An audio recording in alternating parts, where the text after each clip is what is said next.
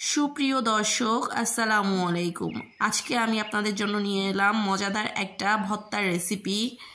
এই ভর্তাটা যদি থাকে তাহলে আর কিছুই দরকার হবে না, নিমিষেই প্লেটের ভাত শেষ হয়ে যাবে। চলুন রেসিপিটি দেখে নেওয়া যাক। চুলাতে একটা কড়াই বসিয়ে দিয়ে আমি এর মধ্যে দিয়ে দিয়েছি বাদামটাকে আমি খোসা ছাড়িয়ে নিয়েছি। এখন বাদামটাকে ভেজে নিতে হবে। এটা যেহেতু কাঁচা বাদাম, এর জন্য বাদামটাকে খুব ভালো করে ভেজে নিব। বাদামগুলো একটু সময় নিয়ে ভালো করে ভেজে নিচ্ছি। বারবার নেড়ে বাদামগুলো ভেজে নিতে হবে। বাদামগুলো ভেজে নিয়ে একটা পাত্রে তুলে নিচ্ছি। দিয়ে নিচ্ছি সামান্য পরিমাণে সরিষার তেল। তেলটাকে গরম করে নিয়ে আমি এর মধ্যে দিয়ে দিব শুকনা মরিচ। আমি এখানে 6টা শুকনা মরিচটাকে একটু ভেজে নিব। আপনারা চাইলে এখানে মরিচের পরিমাণ বাড়িয়ে বা কমিয়ে নিতে পারেন। আপনারা যে পরিমাণে ঝাল খেতে চান সেই পরিমাণের মরিচটা দিয়ে নেবেন। তবে ভর্তা একটু ঝালঝালি আমার কাছে ভালো লাগে।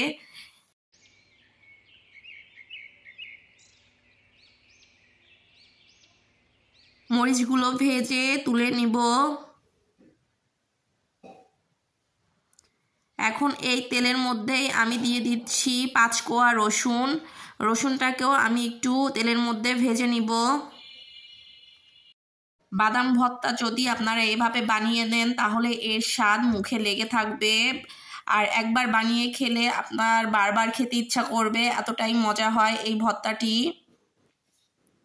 রসুনগুলো আমি ভেজে নিয়েছি। এখন এই তেলের মধ্যে আমি দিয়ে দিচ্ছি পেঁয়াজ। এখানে আমি 6টা আস্ত ছোট পেঁয়াজ নিয়ে নিয়েছি। এই পেঁয়াজগুলো আমি তেলের মধ্যে কিছুক্ষণ ভেজে নিব।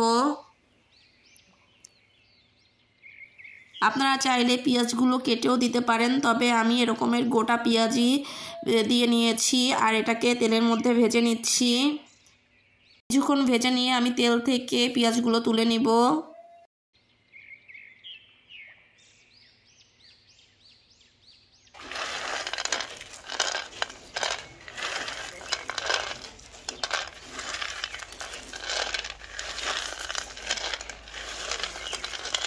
বাদামটাকে এরকম হাত দিয়ে চাপ দিয়ে বাদামের উপরে যে লাল আবরণটা থাকে এটা তুলে নিব। এরকম একটু হাত দিয়ে চাপ দিলেই এটা উঠে যাবে।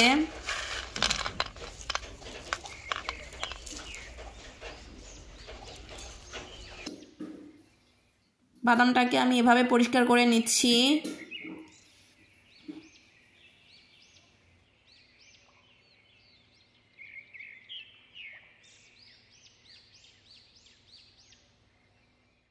বাদামগুলো আমি পরিষ্কার করে নিয়েছি। এখন আমি চলে যাব এগুলো ভর্তা বানানোর জন্য। ভর্তাটা আজকে আমি শিলপাটায় বানিয়ে নিব। আপনারা চাইলে ব্লেন্ডারেও করে নিতে পারেন, তবে যে কোনো ভর্তা আমার কাছে মনে হয় শিলপাটায় বেটে নিলে এর স্বাদ বেড়ে যায়। প্রথমে আমি বাদামটাকে বেটে নিব। পাটায় বাটা আর হাতে মাখা ভর্তার স্বাদই যেন অন্যরকম। পাটায় বাটলে আর হাতে মাখলে যে কোনো ভর্তার স্বাদ আমার কাছে মনে হয় দ্বিগুণ হয়ে যায়। তবে আপনারা চাইলে এটা ব্লেন্ডারও ব্লেন্ড করে নিতে পারেন, সেক্ষেত্রে কোনো সমস্যা হবে না।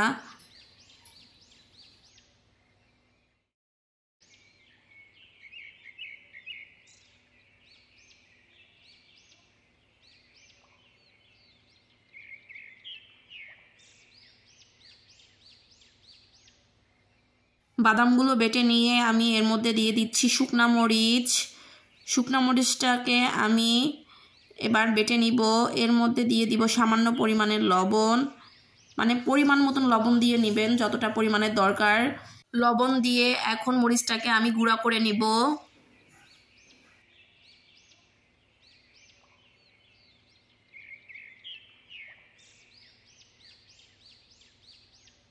মরিচগুলো গুঁড়ো করে নিয়ে এখন আমি এর মধ্যে দিয়ে দিচ্ছি ভেজে রাখা রসুন।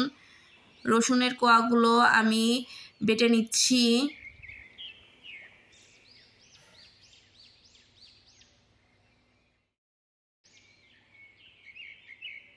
এবার পেঁয়াজগুলোকে বেটে নিব। পেঁয়াজটাকে আমি একটু আস্ত আস্ত রেখেই ভর্তার সাথে বেটে নিব। আস্ত আস্ত পেঁয়াজ দাঁতের নিচে পড়লে খেতে কিন্তু খুবই ভালো লাগে। যে কোনো ভর্তায় দাঁতের নিচে একটু আস্ত পেঁয়াজ কামড় পড়লে আমার কাছে খেতে কিন্তু বেশ ভালো লাগে। তবে আপনারা চাইলে মিহি করে বেটেও দিতে পারেন।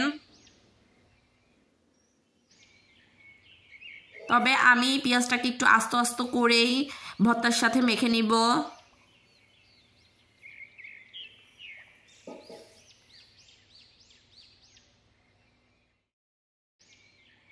এখন সব কিছু একসাথে আবার একটু বেটে নিব। আমি কিন্তু বাদামগুলো একেবারে মিহি করে বেটে নিই নাই, একটু আস্তে আস্তে রেখে বেটে নিয়েছি। গরম গরম ভাতের সাথে ঝাল ঝাল বাদাম ভর্তা মেখে নিলে আর যদি দাঁতের নিচে একটু পেঁয়াজ কামড় পড়ে তাহলে একেবারে জমে যাবে। এই ভর্তাটা হলে আর অন্য কিছুর প্রয়োজন পড়বে না। এই ভর্তাটা দিয়েই প্লেটের ভাত নিমিষে শেষ হয়ে যাবে। আমি এখানে সামান্য পরিমাণে সরিষার তেল দিয়ে নিচ্ছি। এখন হাত দিয়ে মেখে নিব।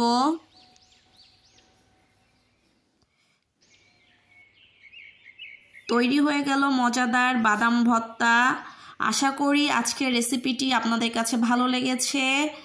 যদি আজকের রেসিপিটি আপনাদের কাছে ভালো লেগে থাকে তাহলে ভিডিওটিতে একটি লাইক, কমেন্ট এবং যারা আমার চ্যানেলটি এখনও সাবস্ক্রাইব করেননি আমার চ্যানেলটি সাবস্ক্রাইব করে আমার পাশে থাকবেন।